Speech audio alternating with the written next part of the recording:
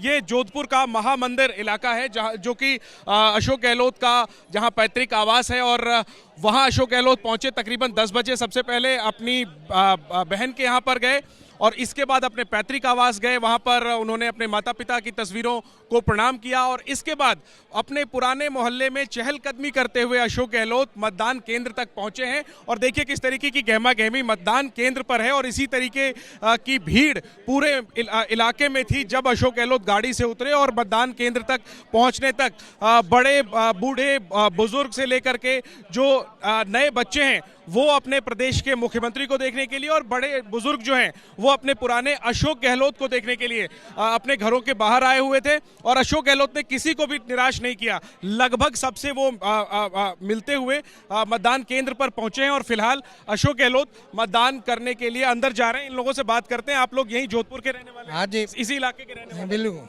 ठीक है, तो किस मुद्दे पर मतदान हो रहा है?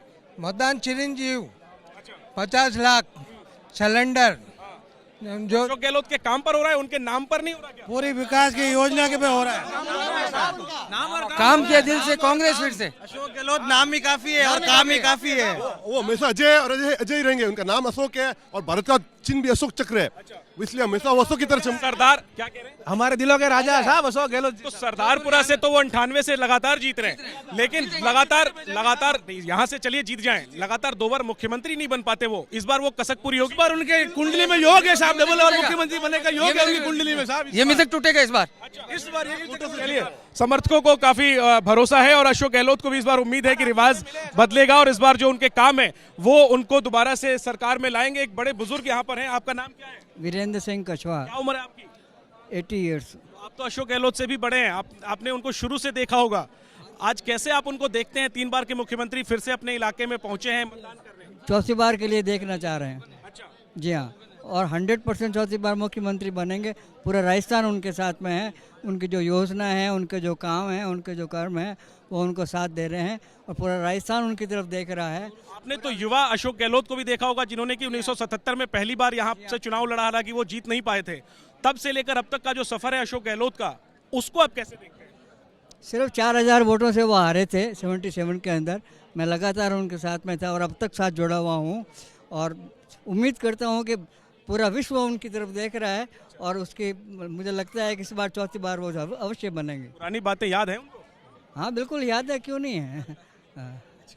तो मैं एक दिलचस्प बात बताना चाहूंगा रोमाना, कल देर रात अशोक गहलोत ने कुछ पत्रकारों से मुलाकात की, मैं भी मौजूद था। उनसे हमने पूछा कि लगातार धुआंधार प्रचार के बाद आपने जोधपुर में सरदारपुरा इलाके में डोर टू डोर कैंपेन किया, कैसा एक्सपीरियंस रहा? उन्होंने कहा कि जब मैं युवा था तब जो लोग अशोक गहलोत जिंदाबाद के नारे लगाते थे उनके अब पोते हो गए हैं और वो भी अशोक गहलोत जिंदाबाद के नारे लगा रहे हैं।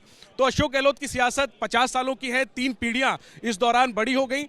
सरदारपुरा तो उनका गढ़ है, यहाँ से वो 25 सालों से जीत रहे हैं। इस बार भी बहुत मुश्किल उनके सामने नहीं आएगी। बीजेपी के जो उम्मीदवार हैं वो पहली बार मैदान में आए हैं, लेकिन बड़ी चुनौती उनके सामने ये है कि क्या वो लगातार दूसरी बार मुख्यमंत्री बन पाएंगे। अशोक गहलोत जी की पत्नी मेरे साथ हैं। एक बार जरा आप निशान दिखा दीजिए जो आपने मतदान किया और आपने किस मुद्दे पर मतदान किया ये मैं जानना चाहता हूँ। साहब की सभी स्कीमों, सभी गारंटियों और सभी योजनाओं और उनके अच्छे कार्यों को वोट दिया।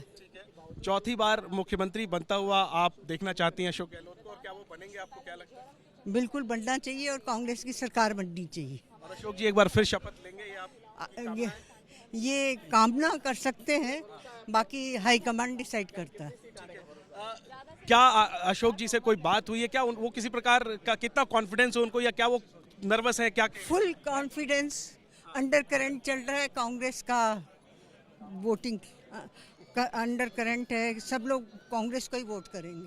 गहलोत जी की बहू भी मेरे साथ है। मैम एक बार आप अपने को इंट्रोड्यूस कर दीजिए प्लीज। और मैं देख रहा हूँ सारी गारंटी आपने मोबाइल फोन के पीछे लगाई हुई है, तो इन गारंटियों पर कितना भरोसा जनता को होगा? क्या लगता है? ये गारंटियां अभी नई सरकार बनने की है, इससे पहले की योजनाएं लागू हो चुकी है और लोगों के घर तक पहुंच चुकी है। चिरंजीवी योजना हुई, दुर्घटना बीमा हुई और महिलाओं को सिलेंडर अब जो सस्ता दिया जाएगा 400 रुपए का, वो बेशक अशोक गहलोत सरकार ही पहली बार भारत में करेगी।